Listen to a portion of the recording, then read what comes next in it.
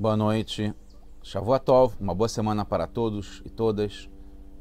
Shabbat Shalom, Mashiach Now, redenção completa, verdadeira, definitiva, já agora, para o mundo inteiro. Pergunta da semana é: sair da zona de conforto é bom? Olha a imagem que eu trouxe para uma zona de conforto. É difícil sair, ainda mais num dia frio, que está chovendo, está escuro, como são os nossos dias em geral, né, na situação que o mundo se encontra. Mas a resposta é que é sim. É bom sair da zona de conforto, é importante, é fundamental, é quase obrigatório, mandatório. A gente vai ver principalmente para aqueles que estão bem. A zona de conforto, de um certo modo, todos têm uma zona de conforto, mesmo aqueles que estão numa prisão, numa situação difícil, porque se acostuma, se torna um hábito, se torna a natureza. A natureza é a rotina que a pessoa já está confortável nessa situação. É a mesma palavra que se usa. Então, desde o extremo inferior, né, a pessoa que está mal de saúde, situação financeira, social, emocional, mental, e que ela se acostuma, se deixa levar, cede, né, ao status quo, a situação que se tornou um padrão normal. Tanto a pessoa que está lá em cima, está bem de dinheiro, está bem de saúde, está bem socialmente, está bem com família, com filhos e casamentos, tudo ótimo. Também tem uma zona de conforto e também tem que sair. Vamos ver profundamente o que isso quer dizer para cada um de nós. A gente está no projeto do Kutei Sihot, esse é o capítulo, volume 22 dos livros de discursos do Rebbe de Lubavitch. Essa é Parashat Emor, é a terceira Sihá. Então a resposta é sim. É bom sair do status quo, como eu falei, mais do que é bom, é mandatório, é fundamental, é obrigatório, mesmo aquele que está num nível elevado. Então é óbvio, por isso que eu não estou falando tanto sobre o normal, né, que é quem está numa zona de conforto de uma situação ruim, que é óbvio que é bom para ele sair desse conforto, que é sair da prisão, sair da cadeira de rodas, sair da recuperação, né? Sair do nível de estagiário ou de trainee ou júnior, né? E crescer na empresa, crescer no trabalho, crescer no mundo. Isso é óbvio, né? Mas mesmo aquele que está no nível elevado, porque ele tem como crescer mais, primeiro. Ele tem como ajudar os demais, fundamental. E não só isso, ele precisa da união do grupo, né? A relação com pessoas que têm menos ou que precisam de ajuda faz com que ele cresça também. E assim como Deus fez o mundo, as pessoas que estão num nível superior, lidar, se integrar, aprender com os que sabem menos, estão num nível inferior, traz benefícios enormes, mesmo para os melhores. No fundo, quem mais se beneficia é aquele que tem, né? Como isso vale para é uma construção que vale para várias situações, né? Que aquele que dá ganha mais do que aquele que recebe, né? O rico ganha mais ao dar para um pobre do que o contrário.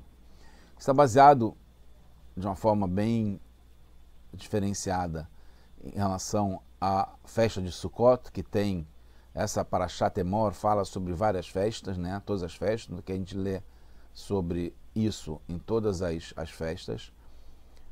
Está no livro Vaikra, né? Que a gente está no terceiro livro, no capítulo 23, esse é o versículo 40, que fala sobre as quatro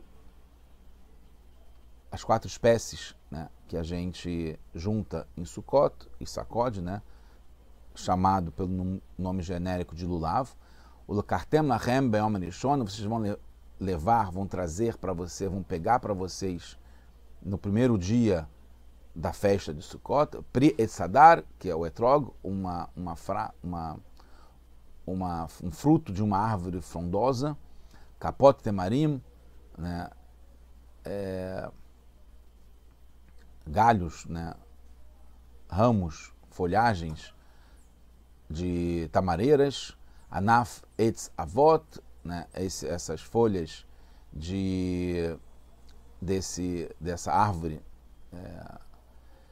Avot, né, tá ligado com Hadas, Arvei Nahal e as misturas que tem das folhas que tem no rio.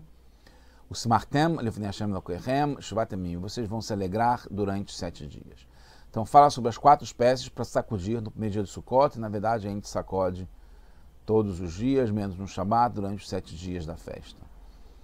Então, as 3 primeiras espécies que eu falei, têm características obrigatórias, né? Então, a gente falando sobre o etrog, o lulav e o hadas.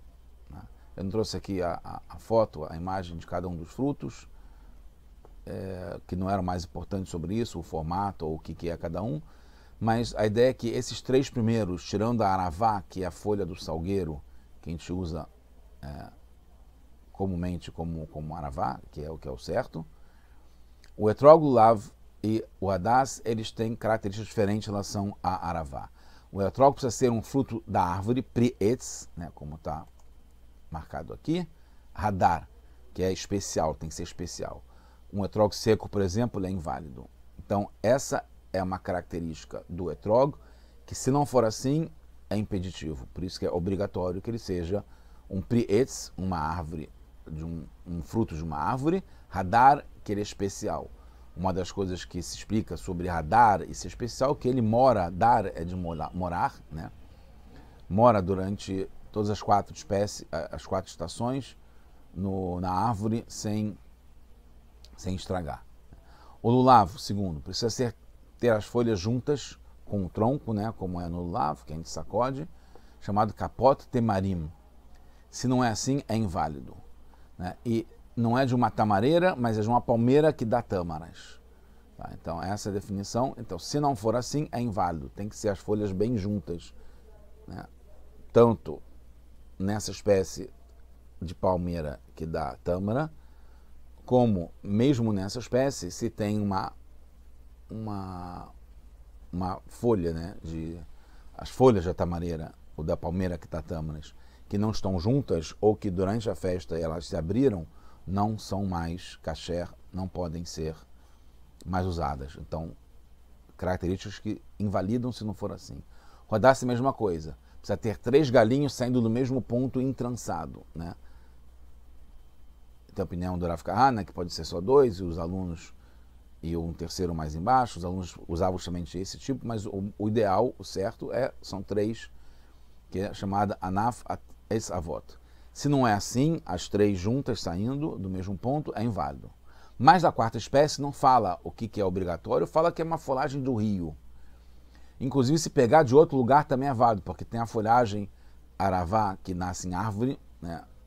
Alguns anos eu usei justamente essa de árvore, que tem aqui no Rio de Janeiro, e tem também esse tipo de folhagem que nasce, salgueiro, né?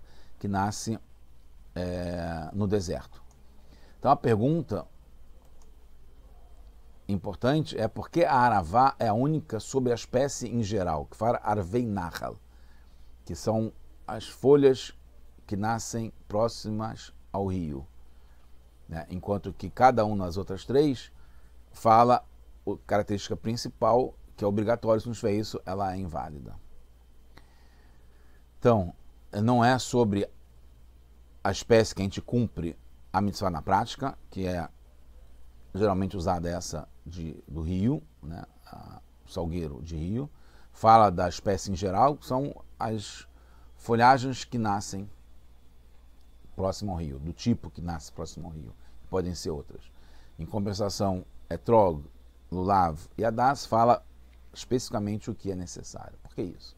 Deixa eu explicar isso em relação com a zona de conforto e cada uma das espécies, como elas devem estar juntas, todas elas sem estar na zona de conforto. Por isso que elas são sacudidas, também está ligado com essa ideia de pegar as 4, juntar, né, obrigatoriamente precisa ter as 4 juntas, não pode faltar nenhuma delas, e elas têm que ter essas características, e mais ainda essa espécie da Aravá, que é o geral, e são sacudidas, porque é o ponto fundamental que está sendo explicado aqui, é a gente se acostumar, se treinar a sair da zona de conforto, e isso é simbolizado por essa união do que aparentemente são diferentes, né? Não são agrupados normalmente, porque cada uma tem a sua vibe, a sua tribo, os seus momentos, as suas características diferentes, né? Algumas opostas. Inclusive, essas 3 em relação a Aravá têm mais diferença ainda do que as outras entre elas. Vamos ver. No Talmud tem uma opinião que diz que a Aravá do deserto ou da montanha pode ser usada, e não é só as dos rios. E também é aceita esses outros tipos são aceitos esses outros tipos de Aravá, porque a linguagem está no plural, fala Arvei Nahal. Arvei são essas misturas, essas folhagens do rio. Então, como é no plural, inclui também outros tipos. Mas a pergunta é por que justamente com Aravá fala Arvei Nahal, ele não fala isso em relação às outras. Além disso, de qualquer modo, não precisaria aumentar tanto a abrangência para incluir de deserto e de rio e de árvore do universo das Aravot possíveis de ser usadas, pois poderia-se entender simplesmente que a maior parte vem dos rios, mas também pode-se usar a minoria, que é deserto ou árvore, né? Porque não é uma abrangência do universo tão grande assim, e é uma exceção, se entende que é uma exceção. E o Rambam também usa a expressão no plural Arvei Nahal para outra coisa, que é para entender que são 2 Aravot. Então, Arvei Nahal que vai usar 2 Aravot, principalmente das que são ligadas ao rio. Então, não tem como usar o plural para vários tipos de Aravot, porque já está sendo usado o plural para definir que são 2 Aravot e não uma só. Muitas partes da Torá precisam de mais explicações e não fica só nos níveis de literal ou revelado. Precisa da explicação do que está oculto, ou do simbolismo, ou da alegoria, misticismo que tem na explicação para entender algum aspecto que não está sendo explicado só no sentido literal simples, né, do verso. Então, no Midrash, que vai explicar outras coisas, porque a gente não consegue entender simplesmente no literal, que esses 4 tipos de espécies referem a 4 tipos de judeus, 4 tipos de pessoas, em geral. Né? O etrog é aquele que tem gosto, né? É um fruto que tem gosto e tem cheiro, e refere-se a quem tem o gosto é que estuda a Torá e consegue absorver, entender, gostar de estudar, e cheiro é aquele que faz bons atos, né? Mitzvot. Então ele tem os 2, tem cheiro e tem gosto. O lulav tem gosto, né, da tâmara, mas não tem cheiro. Então nossa referência tem gosto, tem Torá, estuda a Torá, mas não tem ênfase nos bons atos que está ligado. Então estão ligados com o cheiro. O hadas é o contrário, tem cheiro, né, tem um cheiro gostoso, né, a folha da mirta, e não tem gosto. Né? Então são aqueles que fazem bons atos, mas não estudam. E Aravá é o que nem tem gosto, nem tem cheiro. Não tem ênfase na Torá, nem bons atos. É a pessoa que não estuda, é a pessoa simples, que não faz bons atos, que não tem aprendizado, não tem essas 2 qualidades importantes. Então a gente junta os 4 tipos para unir os 4 grupos. Percebe-se então uma diferença grande entre os 3 primeiros tipos e a Aravá, que não tem nada. Os 3 primeiros tipos ou tem os 2 ou não tem só um, mas tem pelo menos alguma característica boa. Né? Ou tem Torá, ou tem Mitzvot, ou tem os 2. Aravá é o único dos 4 tipos que não tem nada. Então é uma diferença muito grande, faz muita diferença. Né? É óbvio, é um pulo enorme, né, de não ter nada para ter um, muito mais do que a diferença entre ter um ou ter 2. Percebe-se então uma diferença grande entre esses 3 tipos de Aravá. Inclusive porque a Aravá, uma coisa interessante, ela está ligada a um passuco no profeta Malachi, né? Capítulo 3, versículo 4, que fala Ve'arva Hashem Michat Yehudá. A gente fala isso todo dia na Tefilá, Verushalayim Kimei Olam Ushanim Kabmuniot. E aqui Aravá está no sentido de Ve'arva Hashem, que vai dar um prazer para Hashem. Então, essa Aravá, que não tem gosto e não tem cheiro, que não tem estudo de Torá e não tem mitzvot, dá um prazer especial para Hashem, ainda mais quando junta com todo mundo. Chegando à conclusão, né, as aplicações práticas, primeiro, precisa unir com cada um do povo, mesmo os mais simples, né? Os 4 unidos num grupo, não importa o que tem e o que não tem, ou se não tem nada. Os mais simples estão ligados com a simplicidade de Hashem, então eles têm uma grandeza muito grande, dá um prazer para Hashem, porque eles estão ligados não por um motivo ulterior, não porque fazem bons atos ou porque estudam a Torá. Na essência, estão ligados com Deus. A gente aprende muito com eles, e a gente, juntando com eles, também recebe uma vantagem grande, né? A gente está podendo se unir com quem está ligado com esse nível de essencial na ligação com a Hashem.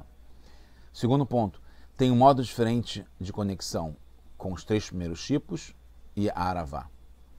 As pessoas que têm a capacidade de estudo ou de fazer bons atos são obrigadas a realizar isso. Não podem ficar só no potencial.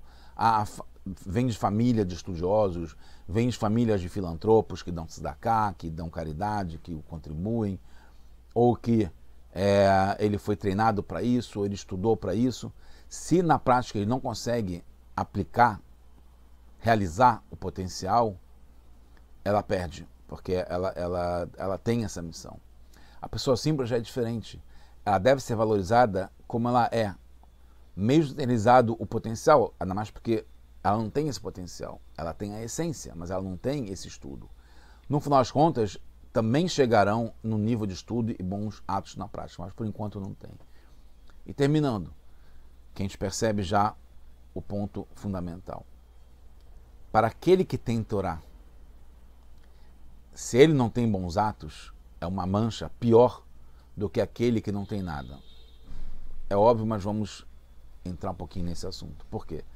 Se a pessoa tem a teoria, mas não tem a prática, a teoria não está tão boa assim, porque não levou a pessoa a praticar. Se a pessoa Torá e não percebe o quanto que isso é importante para Hashem, para Deus, que a gente coloque na prática, né? A pessoa que estuda e percebe, dá valor de ser generosa, de fazer bons atos, de ser uma pessoa boa, de dar caridade e não dá, tem alguma coisa errada com ela ou com o seu estudo, porque não entrou, não introspectou, não virou íntimo da pessoa. Ela sabe a importância, mas ela não faz, então falta alguma coisa. Aquele que não sabe, não tem como fazer, então ele tem uma desculpa, um pretexto para não fazer, porque ele não sabe da grandeza de fazer caridade, de fazer bons atos, de ajudar as pessoas, de falar palavras agradáveis, boas, de respeitar, de se unir. Tanto é que os pecados sem intenção de alguém que é um sábio, alguém que é um estudioso, torna-se considerado como se fossem intencionais, porque ele tem capacidade de evitar que aconteçam erros não intencionais. Isso vale também, com certeza, para empresas, para pessoas que trabalham, né, para chefes, para gestores, né? Se ele deixa acontecer alguma coisa errada sem querer, ele é o responsável, porque ele tem o poder de evitar que isso aconteça, porque ele tem conhecimento, ele está nessa posição para isso. Então acaba que é uma vantagem para todos, mesmo aqueles que têm qualidades, porque uns conseguem perdoar os outros, o perdão para os outros, porque aquele que não tem nada, ele consegue, na sua simplicidade, junto no grupo, aquele que tem um motivo para ele estar fazendo alguma, ou deixando de fazer alguma coisa boa, porque ele está junto no grupo. Até o ponto que traz um prazer enorme para Hashem, essa ligação de todo mundo, porque cada um sai da sua zona de conforto, sai do isolamento, né, da separação, de cada um na sua casa, para poder se juntar. E isso traz a redenção verdadeira e completa para o mundo inteiro, já agora, para todos nós. A união, sair da zona de conforto e chegar no conforto que é a era de Mashiach, e não é um conforto normal de ficar sem trabalhar, sem produzir, sem realizar. Pelo contrário, aí sim, e a gente pode ver já isso agora, ao realizar, ao produzir, a trazer melhoras para o mundo, a gente vai estar já vivendo com Mashiach agora. Now.